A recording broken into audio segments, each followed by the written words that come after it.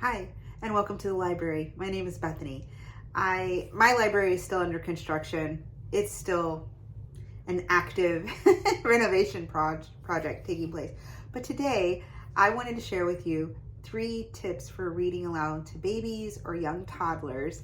I had this conversation with a lady a few days ago, and she was sharing that her grandchild doesn't like to read. And I said, "How old is your grandchild?" And she told me that her grandchild is under 2. And I said, "What makes you think that your grandchild doesn't like reading?" And she said, "Well, when we're reading a book, in the middle of the book, she'll just get up and walk away." And I said, "Oh, your grandchild, that doesn't mean your grandchild doesn't like to read. It just means that she is under 2. She's got to stretch her legs." So I want to give you 3 tips that I gave her and some book recommendations along the way. So let's get started. Okay, the first one is finish the book, which I understand, like, it's so distracting when you're cuddled up on the couch, or you envision that you're going to be cuddled up on the couch with your little one and you're going to read the book, and then you get about 2 pages in and they just wander off. However, children sometimes need the physical activity of playing while the book is being read aloud to them for reading comprehension purposes. So keep reading the book. Also, it teaches them that there's a beginning and end to the book. So if you just stop midway, then that makes them think that the book has ended. It has not ended. So for instance, if we're talking about a board book, this is not a very big board book at all, and you get 2 pages in and they wander off right at the panther, then they never discover that further on there is a jackal.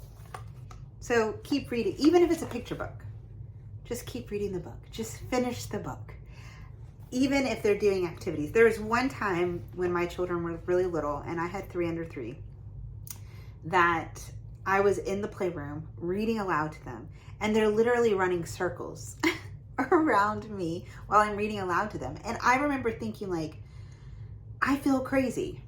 But we finished the book, and what ended up happening is they asked to read the book again. They enjoyed the story so much. They came back to it. They wanted to read it. So I think it's also really important to, like, don't say, like, come back and finish the book. You don't have to say that. Just finish the book. Just finish reading it aloud. It'll be okay. And eventually they'll come and sit down and want to read more. But it's just finish the book. Okay, the next one is read the books with flair. I really like this tip because Mem Fox says that reading aloud should be like, a child should enjoy it similar to when they're eating chocolate or candy. It should taste so good that reading is sweet and comforting, and it's a delicious experience. So I'm going to give you an example for how you read a book with flair in a way that's really fun. Okay, for instance, this book, If You Want to Bring a Piano to the Beach, Don't, by Elise Parsley. I love this book. It's so funny. When you get to the certain part of this story, you will see that the piano is indeed at the beach. And it'll say, finally, you'll stop for a lunch break. The seagulls will want to share your egg and cheese sandwich. Now, if you notice here, not to be all grammatical on it, but there's periods here at the end of the sentence, which means you don't have to read it with great excitement. Okay? However, if you turn the page, you'll see that it's absolute mass chaos is taking right now, because the seagulls are doing what seagulls do best, which is swarming Sweet Magnolia and going straight for her egg and cheese sandwich. And there's no words on this 2-page display. So you could quickly just, like, skip over it, or you could say how Magnolia is feeling, which is, ah! If you do that, you're reading the book with flair. And then what happens is that the kids understand this is a panicky situation. This is not calm. It might have been calm at the beginning when it's time for a lunch break. That's instructive. That's, every kid knows that when their parents are like, come eat lunch. But when you get here, a child will understand by you giving voice to her reaction that this is a panicky situation, and this is why you shouldn't bring a piano to the beach, correct? This, is not good for the piano. So anyways, start there. Read funny books. That's like such a fun thing, right? And Piranhas Don't Eat Bananas, which is another favorite book of mine. It has lots of exclamation points. So this is it. This is it, Brian. We eat bums. This Piranhas. He's gone vegan. Okay. So if you read it here, like, that's it, Brian. We eat bums. No excitement. There's nothing about that where the kids are like, that's funny. But if you add the exclamation in your voice tone, then they're like, actually, that was a really funny book. Let's return to that. I have read Piranhas Don't Eat Bananas to very large groups of children. And we're talking like 20 kids or more. And if you read it, because I read it with excitement, all 20 kids sit through the whole book. They sit still. They don't whisper. They are not distracting. They're not running around. But it's all in how you read it. Okay. Secondly is make reading a joyful habit.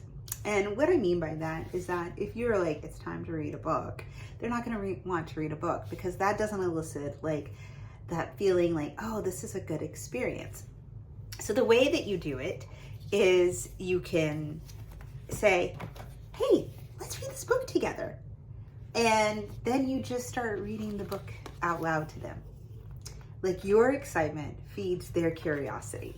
And you provide like an opportunity to sit and say, well, what color is this? And, oh no, what's happening here? You get to add to that excitement.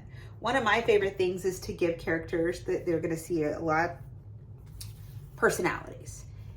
This Pigeon by Mo Williams is part of a series of books. There's The Pigeon Wants a Puppy.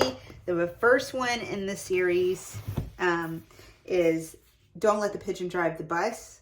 I'm sure you can see that it's kind of dirty because we've toted it around everywhere. And I like to give this pigeon a very sarcastic, dry sense of humor when I'm reading his books, because he gets annoyed very, very quickly, and he's very persuasive. In Don't Let the Pigeon Drive the Bus, he's trying to convince you, the reader, who is babysitting a bus, that you should actually let him drive the bus. And so you see here, like, the pigeon at the wheel. And if you read it with like, okay, the pigeon's at the wheel, he has no persuasive personality. But since you know that you're trying to encourage the reader, aka the child in particular, to guard the bus, you want to make him as persuasive as possible. So those are my 3 tips. Let's go over them again, shall we? Finish the book. Read the book, read the words in the book with flair, and make reading a joyful habit. Make it something that they enjoy and they anticipate and they look forward to. And that is how you begin to raise readers. Have a great day.